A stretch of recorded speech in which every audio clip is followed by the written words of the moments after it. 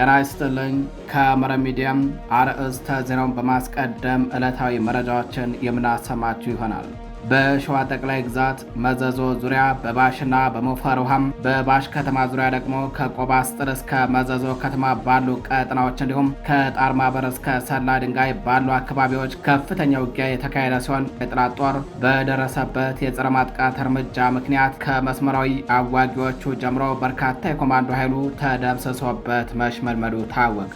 መረጃውን በዝርዝር ተደምጡታላችሁ።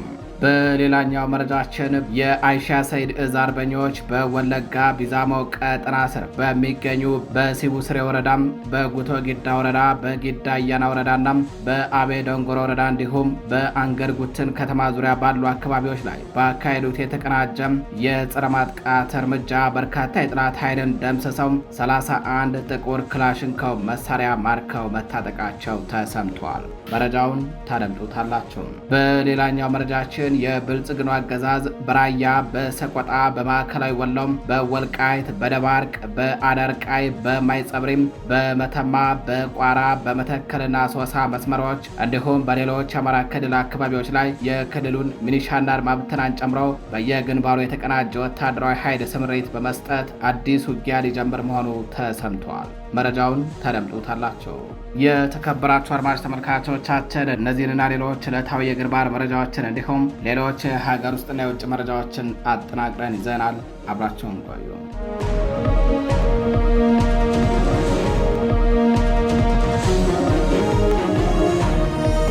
ወደ ቀዳሚው መረጃችን እናልፋለን። የአይሻ ሰይድ እዝ አርበኞች በወለጋ ቢዛሞ ቀጠና ስር በሚገኙ በምስራቅ ወለጋና በሆሮ ጉድር ወለጋ አካባቢዎች ላይ ባደረጉት ከባድ ተጋድሎ በርካታ የጠላት ኃይልን ደምስሰው 31 ክላሽንኮቭ መሳሪያም ማርከው መታጠቃቸው ታውቋል። በአማራ ፋኖ ብሔራዊ ንቅናቄ ወለጋ ቢዛሞ ቀጠና አይሻ ሰይድ እዝ ስር የሚገኙ ክፍለ ጦሮች በቅንጅት በምስራቅ ወለጋና በሆሮ ጉድር ወለጋ ዞኖች ባካሄዱት ተከታታይ የጸረ ማጥቃት እርምጃም የጠላትን ኃይል በመደምሰስ በርካታ መሳሪያዎችንና ወታደሮችን በመማረክ እንዲሁም አዳዲስ አካባቢዎችን በመቆጣጠር አንጸባራቂ ድል ተቀዳጅተዋል። አርበኞቹ በምስራቅ ወለጋ ዞን ስቡ ስሬ ወረዳም ጉቶ ግዳ ወረዳዎች ላለፉት 4 ቀናት ሲያካሂዱት የነበረው ውጊያም አድማሱን አስፍቶ ወደ ሌሎች ወረዳዎችም የዘለቀ ሲሆን በዚህም ከፍተኛ ድል አስመዝግበዋል። ዛሬ ሐምሌ 17 2018 ዓ.ም ከማለዳ ጀምረው በተለይ በሁለት ግንባሮች ከባባድ ውጊያዎች ተደርገዋል። የመጀመሪያው ግንባር በምስራቅ ወለጋ ጊዳ አያና ወረዳ ሲሆን በእዙ ስር የአበጀ ጥበቡ ነበልባል ክፍለ ጦር አርበኞች ወደ መንደራራ ቀበሌ በመግባት የጠላትን ኃይል ሙትና ቁስለኛ በማድረግ አካባቢውን ከጠላት ወታደሮች አጽድተው በቁጥጥራቸው ስር አስገብተዋል። የአንገር ጉትን ክፍለ ጦር አርበኞች ደግሞ በመንደር 3 ቀበሌ ላይ ባደረጉት መብረቃዊ ጥቃት አንድ ፓትሮል የጠላት ኃይልን ከነተሽከርካሪው ዶግ አመድ በማድረግ ድል ሲቀዳጁ የበጀ ጥበቡ ነበልባል ክፍለ ጦርና የአንገር ጉትን ክፍለ ጦር አርበኞች በጋራ በመሆን በመንደር 4ና በመንደር 3 መካከል በሚገኙ አካባቢዎች ላይ የጠላትን ኃይል እግር በእግር እየተከታተሉ በመደምሰሳቸው የቀረው የጠላት ኃይል በፍርሃት ተውጦ ወደ አንገር ጉትን ሸሽቷል። በሌላኛው ግንባር በሆሮ ጉድሮ ወለጋ ዞን አቤ ደንጎሮ ወረዳ ሲሆን የታፈረ አለሙ ሳትናው ክፍለ ጦር አርበኞች ባካሄዱት ልዩ ወታደራዊ ኦፕሬሽን ስትራቴጂካዊቷ ቱሉ ጋና ከተማን ሙሉ በሙሉ በቁጥጥራቸው ስር አስገብተዋል። በዚህ ከባድ አውደ ውጊያ 31 ክላሽንኮቭ መሳሪያዎች በአርበኞቹ ቁጥጥር ስር ሲውሉ በርካታ ወታደሮች ተደምስሰዋል። አንድ በሲቪል ሲንቀሳቀስ የነበረም የመረጃና ደህንነት አባል በቁጥጥር ስር ውሏል። እንዲሁም 5 ተዋጊ ወታደሮች ተማርከዋል። በሌላኛው መረጃችን በሸዋ ጠቅላይ ግዛት መዘዞ ዙሪያ እንዲሁም በባሽና በሌሎች አካባቢዎች በተደረገ ተጋድሎ በርካታ የጠላት ወታደሮች ተደመሰሱ። በአማራ ፋኖ ብሔራዊ ንቅናቄ ሸዋ ጠቅላይ ግዛት አሳምነው እዝ 7 ክፍለ ጦርና በሙሐመድ ቢሆነኝ ኮር ስር ያስቻለው ደሴ ክፍለ ጦር አርበኞች ዛሬ ሐምሌ 17 2018 ዓ.ም በከባድ መሳሪያ ሽፋን ታግዘው በአራት የተለያዩ አቅጣጫ ወደ መዘዞ ተንቀሳቅሶ በነበረ የጠላት ኃይል ላይ የተቀናጀ እርምጃ በመውሰድ በርካታ ወታደሮችን ደምስሰው ድል ተቀዳጅተዋል።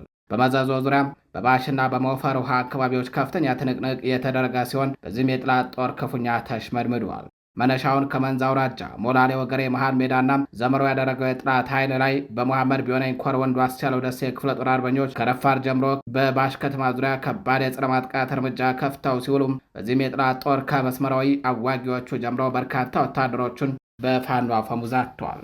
በተመሳሳይ ከቆባስጥል እስከ ባዘዞ ከተማ ድረስ ከ7 ክፍለ ጦርና ከወንዱ አስቻለው ደሴ ክፍለ ጦር የተውጣጡ አርበኞች በጋራ በመሆን በወሰዱት ጥብቅ እርምጃ በጥላት አየር ወለድ ኮማንዶ 112ኛና 104ኛ ጥምር ጦር ኮማንዶ ኃይል አከርካሪው ተሰብሮ ብትንትን ወጥቷል። በሌላ ግንባር ከጣር ማበር እስከ ሰላ ድንጋይ በሞፈር ውሃ እንዲሁም በጅረት ወደ መዘዞ የተንቀሳቀሰውን የጥላት ኃይል በእነዚሁም የ7 ክፍለ ጦርና አስቻለው ደሴ ክፍለ ጦር አርበኞች በተወሰደበት ብርቱ የጸረ ማጥቃት እርምጃ ተፍረክርኮ ወደ መጣበት ፈርጥጧል።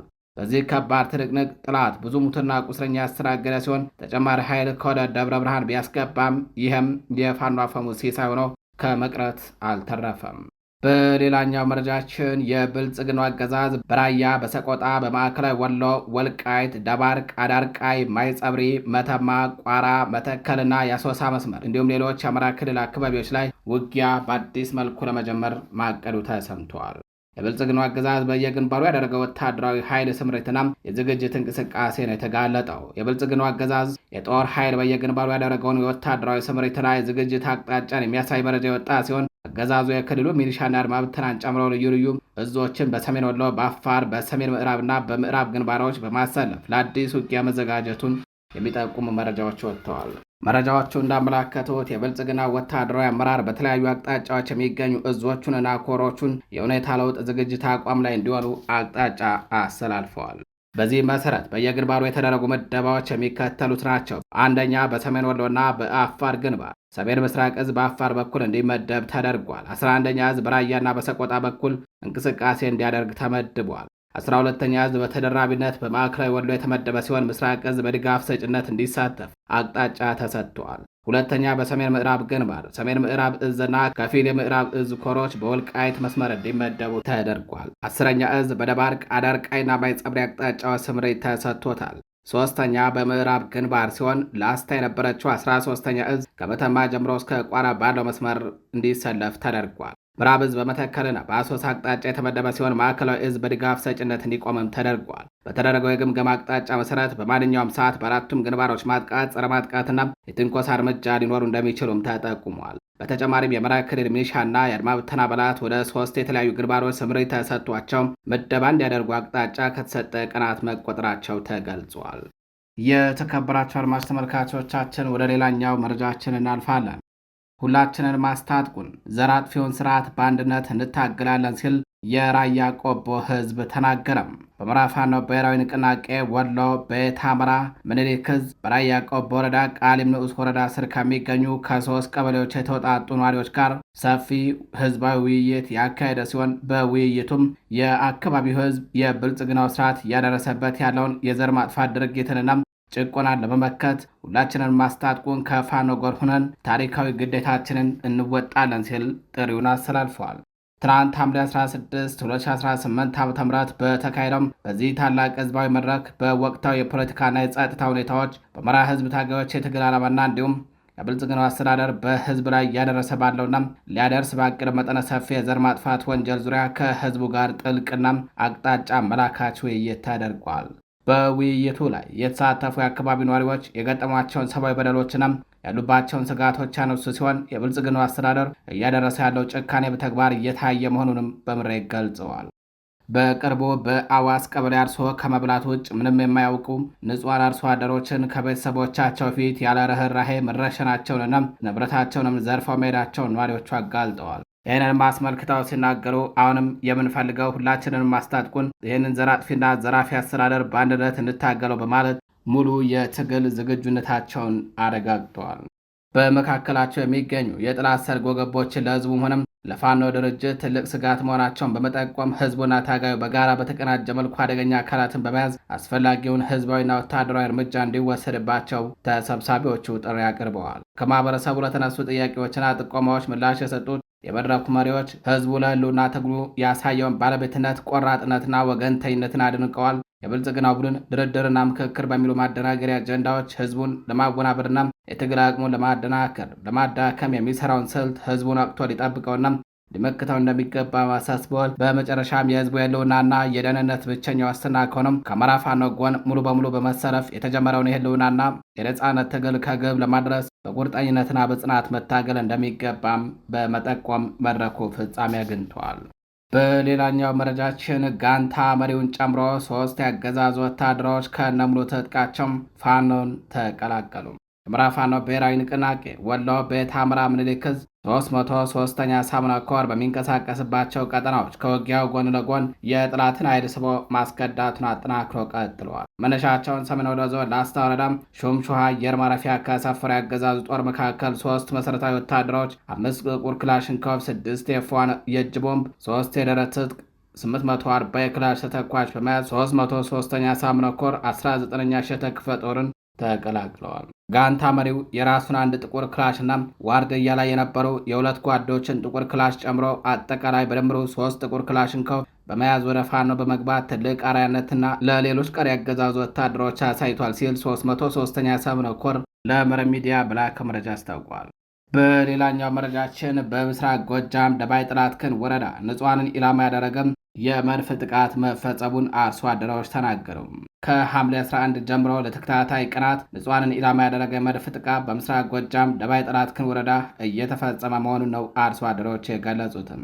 ከቁይ ከተማ በ20ና በ30 ኪሎ ሜትር ርቀት ባሉም የንጹሐን መንደሮች በተከታታይ በተፈጸመ የመድፍ ጥቃት ንጹሐኖች ሕይወታቸውን አጥተዋል። ከባድና ቀላል ቁስለኛ ተደርገዋል። መኖሪያ ቤታቸውም ወድመዋል። ያለፈው ሳምንት ዕለተ ቅዳሜ ለገበያ በተሰበሰቡበት አደባባይ ጥቃት ተደርጓል ያሉት አርሶ አደሮችም የአርሶ አደሮች ማሳ፣ በመኖሪያ ቤቶች፣ በህዝብ መሰብሰቢያ አካባቢዎች በተፈጸመ የመድፍ ድብደባ የንጹሐኖች ሕይወት መቀጠፉንም ገልጸዋል። ምንም አይነት ውጊያ በሌለበት አካባቢ ከቁይ ከተማ የሚወረወረው መድፍ በ30 ኪሎ ሜትር ርቀት የሚገኙ ደብረ ኢየሱስ፣ ሽሜ እንዲሁም ሌሎች አካባቢዎች ከዚህ አልፎ በጎዛምን ገደላማና ደጋማው ክፍል ላይ ንጹሐንን ኢላማ ያደረጉ ጥቃቶች መፈጸማቸውን ገልጸዋል። ሐምሌ 15 2018 ዓ.ም ማርፈጃውን በተፈጸመ የመድፍ ድብደባ የአርሶ አደሮች ቤትና እንዲሁም የእርሻ መሬታቸው ላይ ከባድ ጉዳት ደርሶበታል። አድማጭ ተመልካቾቻችን ወደ ሌላኛው መረጃችን እናልፋለን። የብልጽግናው ፍርድ ቤት በእነ አቶ ክርስቲያን ታደለ መዝገብ ላይ ብይን ለመስጠት ሳይችል ቀጠሮውን ወደ 2019 ዓ.ም አሸጋግረው። ስርዓቱ የአማራ ተወካዮችን በፍትህ ለማሰቃየት የሚያደርገውን የተቀናጀ ሴራ በመቀጠል በግፉ የሽብር ክስ ተመስርቶባቸው በእስር ላይ የሚገኙ አቶ ክርስቲያን ታደለ፣ አቶ ዮሐንስ ቡያለውና ሌሎች የህሊና እስረኞች መዝገብ ላይ ዛሬ ይሰጣል ተብሎ የተጠበቀው ብይን ሳይሰጥ ቀርቷል። ፍርድ ቤቱን ብይኑን ሳይሰጥ በመቅረቱ ሂደቱን ወደ ጥቅምት 6 2019 ዓ.ም አራዝሞታል። በዛሬው ዕለት በተካሄደው የችሎት ውሎም ቀደም ሲል ፍርድ ቤቱ ከኢትዮ ቴሌኮም ጠይቆ የነበረው መረጃ በንባብ ቀርበዋል። የዶክተር ደሳለኝ ካሳ ተሻገርና የጋዜጠኛ ቴዎድሮስን ስልክ ቁጥሮች በተመለከተ ተቋሙ በሰጠው ምላሽ የስልክ ቁጥሮቹ ለረዥም ጊዜ ከአገልግሎት ውጭ ሆነው በመቆየታቸው ምክንያት ተነስተው ለሌሎች አዲስ ተጠቃሚዎች መተላለፋቸውን አረጋግጠዋል። በእስር ላይ የሚገኙት የተከበሩ ተከሳሽ በችሎቱ ላይ በሰጡት አቃጣፊ አስተያየት ያለምንም ውሳኔ ላለፉት 3 ዓመታት በግፍ እስር ላይ እንዲቆዩ መደረጋቸው ተገቢ ያለመሆኑና ፍትህ በእጅጉ እየተጓተተ መሆኑን ገልጸዋል። በተለያዩ ጥቃቅን ምክንያቶች ፍትህ እየተጓተተብን ነው። ችሎቱ ብይኑን ቀድሞ የሚያውቀው ከሆነም በተራዘመ ቀጠሮ ፍትህ ከመዘግየት ይልቅ በአጭር ቀን ቀጠሮ ብይኑን ለመስጠት ብይኑን ለምን አያነበውም ብለዋል ተከሳሾቹም። የችሎቱ ዳኞች ለቀረበው አቤቱታ በሰጡት ምላሽ ፍርድ ቤቱ ብይኑን ቀድሞ ያዘጋጀው ቢሆንም በአንደኛ ተከሳሽ አቶ ዮሐንስ ቡያለው በሕመም ምክንያት አለመገኘት ውሳኔውን ማንበብ እንዳልተቻለ ገልጸዋል። ፍርድ ቤቱ ተከሳሾች መከላከያ ማስረጃ አቅርቡ ወይስ በነጻ ይሰናበቱ በሚለው ዋና ነጥብ ላይ ብይን ለመስጠት ከ2 ወር በላይ የሚወስድ ረዥም ጊዜ ቀጠሮ በመስጠት ለጥቅምት 6 2018 ዓ.ም ተለዋጭ ቀጠሮ ሰጥተዋል።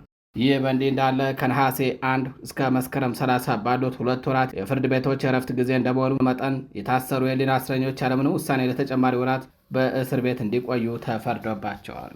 በሌላኛው መረጃችን የገዳማውያን ጥቃት ስርዓታዊና ጥላቻን ያዘለ ስልት ቀጣይ ምዕራፍ ነው ሲል እናት ፓርቲ ገለጸም። በደቡብ ወሎ ዞን ቦረና ወረዳ የሚገኘው የአባይ ቅድስት አርሴማ ገዳም ላይ በተፈጸመ የሰው አልባ አውሮፕላን ጥቃት የመነኮሳት ሕይወት መጥፋቱንና ከፍተኛ ውድመት መድረሱን በመጥቀስ እናት ፓርቲ ድርጊቱ ተራ ስህተት ሳይሆን ስርዓታዊና ከጥላቻ የመነጨ የአጥፍቶ መጥፋት ተግባር ነው ሲል ገልጾታል። ሐምሌ 15 2018 ዓ.ም ረፋድ 4 ሰዓት ላይ በአማራ ክልል ደቡብ ወሎ ዞን ቦረና ወረዳ በሚገኘው የኢትዮጵያ ኦርቶዶክስ ተዋሕዶ ቤተክርስቲያን የአባይ ቅድስት አርሴማ ገዳም ላይ በተፈጸመ የድሮን ጥቃት 2 መነኮሳት እናቶች ሲገደሉ 14 እናቶች ደግሞ ክፉኛ ቆስለው በመካነ ሰላምና በደሴ ሆስፒታሎች ሕክምና እየተከታተሉ ይገኛሉ። በጥቃቱ የገዳማውያኑ የዓመት ቀለብ እህልና ጥራጥሬ፣ ተግባር ቤት፣ ማብሰያ ዕቃዎች፣ የውሃ ማጠራቀሚያ ታንከርና የውሃ ማስተላለፊያ ቱቦዎች ሙሉ በሙሉ መውደማቸው ተገልጿል። አንድ የገዳሙ ማኝ እንደገለጹት በገዳሙ ስርዓት የጠዋት 3 ሰዓት ጸሎት አደርሰን ሁሉም ወደ ተለመደበት ስራ ሲሰማራ ድሮን የምትባለው ስትዞር ነበር። ድምጿንም ሰምተናል። እኛ ገዳማውያንን ምንም የሚያጠራጥርና የሚያስፈራ ነገር የለም ብለን ስራችንን ቀጠልን። ነገር ግን ቆይታ ለስራ በተሰበሰብንበት ማዕት አወረዱብን። ገዳሙ እጅግ ከባድ በረሃ ላይ ያለ ሲሆን በዙሪያው የሚገኝ ታጣቂም ሆነ ወታደር አናውቅም ብለዋል። እና ፓርቲ ባወጣው መግለጫ ድርጊቱ ከድግግሞሹና እያስከተለ ካለው ጉዳት አንጻር ሲታይ ተራ ስህተት ሳይሆን በግልጽ የተቀናጀ ጥላቻን መሰረት ያደረገ ጥቃት ነው ሲል ገልጾታል። ፓርቲው የሚከተሉትን ዋና ዋና ነጥቦችን አሳስበዋል። መላው ኢትዮጵያውያን ይህንን የሽብር ድርጊት በአንድነት እንዲያወግዙት፣ አገዛዙ ለድርጊቱ ሙሉ ኃላፊነቱን እንዲወስድና የጥቃቱን ምስልና ቪዲዮ ለሕዝብ ይፋ እንዲያደርግ፣ ሀገርን ለመጠበቅ የተቋቋሙ ተቋማት በሕዝብ ላይ የሚያደርሱ ጥቃት ተመርምሮም አጥፊዎች ለፍርድ እንዲቀርቡ ሲል ጠይቋል። ፓርቲው በመግለጫው በበረሃ ሐሩር ውስጥ የሚገኙ ገዳማውያን ቀለባቸውና የመጠጥ ውሃቸው በመውደሙ ምክንያት በረሃብና ጥም ከማለቃቸው በፊት ሕዝቡ አስቸኳይ ድጋፍ እንዲያደርግላቸው ጥሪ ቀርበዋል። በተያያዘ ዜና የሃይማኖት አባቶችና ቅዱሳን መካናት ላይ የሚፈጸመው ጥቃት በዓላማና በቅድ የሚደረግ ነው ሲል ኢህአፓ ከሰሰም። በደቡብ ወሎ ዞን ቦረና ወረዳ አባይ ቅድስት አርሴማ ገዳም መነኮሳት ላይ የተፈጸመውን የድሮን ጭፍጨፋ አስመልክቶም መግለጫ የወጣው የኢትዮጵያ ህዝባዊ አብዮታዊ ፓርቲ አፓም አገዛዙና አጋሮቹ ምክክር ላይ ነን በሚሉበት ወቅት የንጹሐን እልቂት ተጠናክሮ መቀጠሉ ምክክሩ ስለምንድን ነው የሚያስብልና ድርጊቱን በታቀደ መልኩም የሚፈጸም ጥቃት መሆኑን ኮንኗል። የኢትዮጵያ ህዝባዊ አብዮታዊ ፓርቲ በደቡብ ወሎ ገዳማት ላይ የተፈጸመውን ኢሰብአዊ ጭፍጨፋ በመቃወም ባወጣው የአቋም መግለጫም የብልጽግናው አገዛዝ ሰላምና አንድነትን በሚሰብኩ የሃይማኖት አባቶችና ቅዱሳን መካናት ላይ የሚያደርሰውን ጥቃት ድንገተኛ ሳይሆን የታቀደና የዓላማው አካል መሆኑን አስታውቀዋል። ኢህአፓ በመግለጫው እንደጠቆመው የብልጽግናው ቡድንና አጋሮቹ በሀገሪቱ የፖለቲካ መፍትሄ ለማምጣት ምክክር እያደረግ ነው በሚሉበት በአሁኑ ወቅት በንጹሐን ዜጎች በገዳማውያንና በሃይማኖት ተቋማት ላይ የሚፈጸመው ጭፍጨፋና ውድመት ይበልጥ ተባብሰው ቀጥለዋል። ፓርቲው በንጹሐን ደም ላይ የሚደረገው የምክክር ስለምንድን ነው ሲል ጠንካራ ጥያቄ አንስተዋል። ብልጽግናና አጋሮች ምክክር ላይ ነን በሚሉበት በዚህ ወቅት የንጹሐን ጭፍጨፋ በብርቱ መቀጠሉ በተደጋጋሚ እንዳልነው ሁሉ ዛሬም ምክክሩ ስለምንድን ነው እንድንል ያስገድደናል ብሏል ፓርቲው። መግለጫው አክሎ በየጊዜው በገዳማትና በሃይማኖት አባቶች ላይ የሚፈጸሙ መሰል ጥቃቶች ተራ አጋጣሚ ሳይሆኑም የህዝቡን መንፈሳዊና ማህበራዊ መሰረት ለማፍረስ የታሰበበትና በእቅድ የሚፈጸም የጥፋት ስልት መሆኑን አብራርተዋል። የተከበራችሁ አድማጭ ተመልካቾቻችን ወደ ጎረቤት ሀገር መረጃችን እናልፋለን። የሱዳን ጦር ኃይሎች የፈጥኖ ድራሽ ታጣቂዎችን ሙሉ በሙሉ ለመደምሰስ ከጫፍ ደርሰዋል ሲል ጠቅላይ ሚኒስትር ካሚል ኢድሪስ ተናገሩ። የሱዳኑ ጠቅላይ ሚኒስትር ካሚል ኢድሪስ የሱዳን ጦር ኃይሎች የአማጺውን ፈጥኖ ድራሽ ኃይልና የውጭ ሀገር ቅጥረኞችን ሙሉ በሙሉ በመደምሰስ ጦርነቱ ለማጠናቀቅ ከጫፍ ደርሰዋል ሲሉ ተናግረዋል። ጠቅላይ ሚኒስትሩ አውዳሚው ግጭት በመጨረሻም ወደ ማብቂያው እየተቃረበ መሆኑን ያላቸውን ተስፋ ገልጸዋል። የቦትስዋና፣ የጋቦን፣ የሊቢያ ተወካዮችን ያቀፈው የአፍሪካ የመረጃና ደህንነት አገልግሎቶች ኮሚቴም ትሮይካ ባደረገው ከፍተኛ ደረጃ ጉብኝት ወቅት ንግግር ያደረጉት ጠቅላይ ሚኒስትር ካሚል ኢድሪስ ሀገሪቱን ለማፍረስና ዜጎቿ ለማፈናቀል አድሞ የተነሳው እቅድ በይፋ መክሸፉን አስታውቀዋል። የእቅዱ ሙሉ ሀሳብ ይችን ጥንታዊ ስልጣኔ ከህዝቧና ከሀብቷ ባዶ ማድረግ ነበረም። እቅዱ ከሽፏል። አሁን ደግሞ ሱዳን ተመልሳለች ያሉት ካሚል ኢድሪስ በሀገሪቱ ውስጥ ህይወት ወደ መደበኛ ሁኔታ እየተመለሰ መሆኑን ጠቁመዋል። በካርቱምና በሌሎች ክልሎች ደርሶ የነበረውን የውድመት መጠን ያጎሉት ጠቅላይ ሚኒስትሩም ግጭቱን የውስጥ ትግል አድርገው የሚገልጹ ንግግሮችን ውድቅ በማድረግ ውጫዊ ጸባጫሪነት እንደሆነ ገልጸውታል። ይህ በሱዳን ውስጥ ወይንም በሱዳን ላይ የተደረገ ጦርነት አይደለም፣ በበርካታ ሀገራትና ኃይሎች የሚዘወር በሱዳን ላይ የተከፈተ ጦርነት ነው ሲሉ የተናገሩ ሲሆን ሰፊ የጂኦፖለቲካዊ ተጽዕኖን በአገሪቱ ላይ የተከፈተ ዓለም አቀፍ ጦርነት ሲሉ ገልጸውታል። የጦር ኃይሉን ስኬት ያረጋገጡት ኢድሪስ ሰላም አሁንም ዋና ዓላማ እንደሆነ አስምረውበታል። በተባበሩት መንግስታት ድርጅት፣ በአፍሪካ ህብረት፣ በአረብ ሊግና በቫቲካን የሚደገፈውን ሁሉን አቀፍ የሰላም ጥረት መንግስታቸው ለመደገፍ ያለውን ቁርጠኝነት አብራርተዋል። ጠቅላይ ሚኒስትሩ በተጨማሪም የሱዳን ቀጥተኛ ተሳትፎ ሳይኖር በአውሮፓ ዋና ከተሞችና ቀጠናዊ ማዕከላት በሚካሄዱ በውጭ ሀገራት የሚመሩ የሰላም ጉባኤዎች ላይ ጠንካራ ማስጠንቀቂያ የሰጡ ሲሆን እንደዚህ ያሉ ጥረቶች ቀኝ ግዛታዊና ዘረኝነት ሲሉ ፈርጀዋቸዋል። አድማጭ ተመልካቾቻችን ለዛሬ ሐምሌ 17 2018 ዓ.ም ይዘናቸው የነበሩት ዕለታዊ መረጃዎቻችን እነዚህን ይመስሉ ነበረ። በሌሎች አዳዲስ መረጃዎች እስከምንገናኝ ቸር